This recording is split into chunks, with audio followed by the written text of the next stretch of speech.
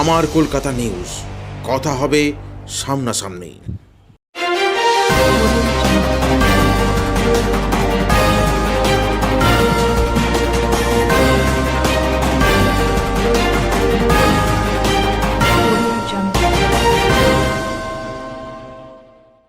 আজ রবিবার সকাল থেকেই মানুষের ঢল নেমেছিল রবীন্দ্রনগর এলাকা জুড়ে। লোকসভার তৃণমূল প্রার্থী রচনা বন্দ্যোপাধ্যায় প্রচার শুরু করলেন রবীন্দ্রনগর থেকেই।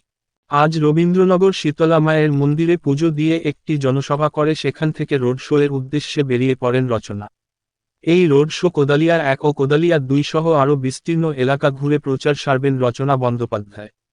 যদিও এই রোড শো মিটে যাবার পরে আজ বিকাল 4টের সময় চুঁচুড়াঘড়ির মোড়ে লোকসভা প্রার্থী রচনা বন্দ্যোপাধ্যায়ের সমর্থনে চুঁচুড়ার বিধায়ক অসিত মজুমদার একটি বিশাল জনসভার আয়োজন করেছেন।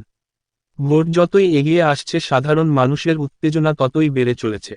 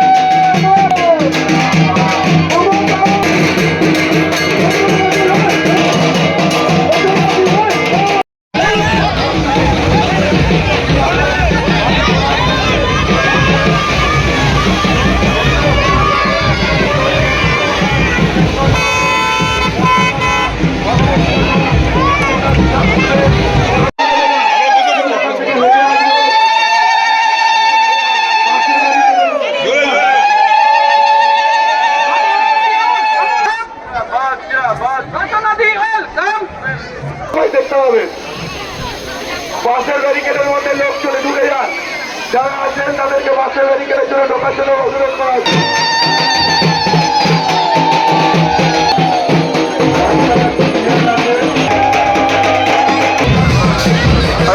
তুমি হুগলি চলো, রচনাদি দিল্লি চলো, বন্দে মাতরম, তৃণমূল কংগ্রেস জিন্দাবাদ। হুগলি লোকসভা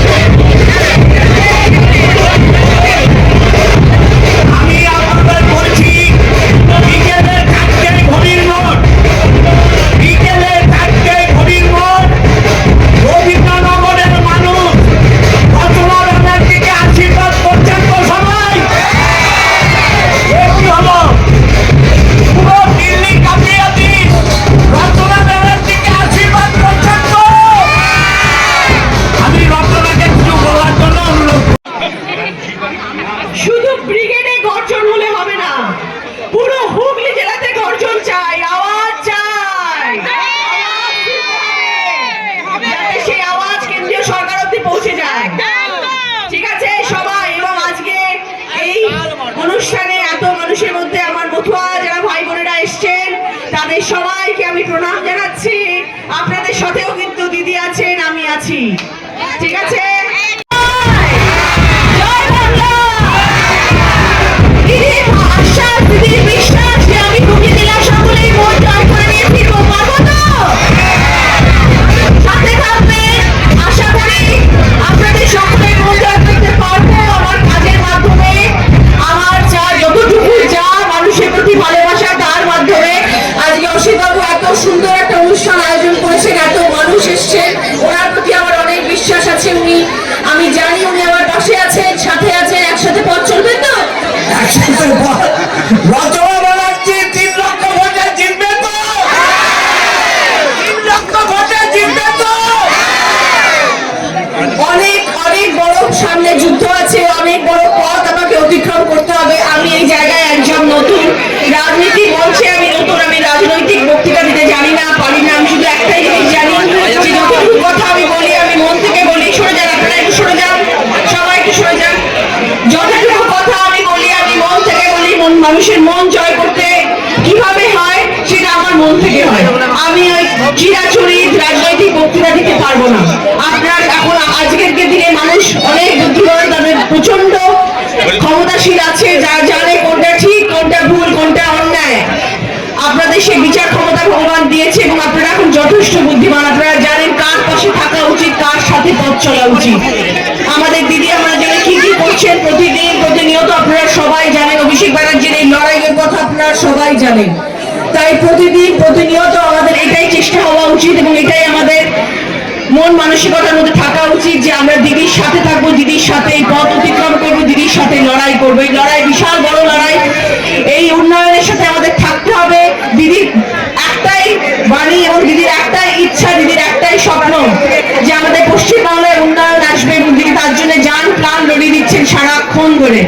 আজকে দেখুন 100 দিনের কাজের টাকা বলুন, আজকে আবাস যোজনার টাকা বলুন, আজকে যে কটা জিনিস বলুন, সব কেন্দ্রীয় সরকার তরফ থেকে বন্ধ হয়ে গেছে। সেই একজনই মানুষ আছেন যিনি আমাদের হাত ধরে রেখেছেন, যিনি আমাদের বাঁচানোর চেষ্টা করছেন, যিনি হচ্ছেন আমাদের নেত্রী মমতা বন্দ্যোপাধ্যায়। আমরা যদি তার পাশে না থাকি তাহলে আমরা কার পাশে থাকবো? এটা আমাদের অধিকার যে আমরা পশ্চিমবাংলার মানুষের মুখে হাসি নিয়ে আসবো। এটা আমাদের, এটা আমাকে বলে পাঠিয়েছেন আমার দিদি যে রচনা আমি তোমাকে চাই আমার পাশে। যখন উনি আমাকে বললেন যে রচনা, আমি তো রাজনীতির মানুষ নই, আপনারা সবাই জানেন। আমি শুধু মানুষকে আনন্দ দেওয়ার জন্য সবসময় এতগুলো বছর কাটিয়ে দিয়েছি। ছবির জগতে, তারপর দিদি নাম্বার 1-এর মঞ্চে, যাই করি না কেন শুধু মানুষকে আনন্দ দিয়ে এসছি। তো দিদি আমাকে বললেন যখন তুমি এত বছর ধরে মানুষকে আনন্দ দিয়েছো, এখন মানুষের মন জয় করতে যাবে তুমি। আনন্দ দেওয়া একটা জায়গা আর মানুষের মন জয় করে নেওয়া আরেকটা জায়গা। তো আজকে আমি হুগলি জেলার পাশে এসে দাঁড়িয়েছি মানুষের মন জয় করে নেওয়ার জন্য। আর সেই মন জয় করা শুধু বক্তৃতা আর বড় বড় কথাতে হয় না। মন জয় করতে গেলে মাঠে নামতে হয়, রাস্তায় চলতে হয়, মানুষের কথা ভাবতে হয়।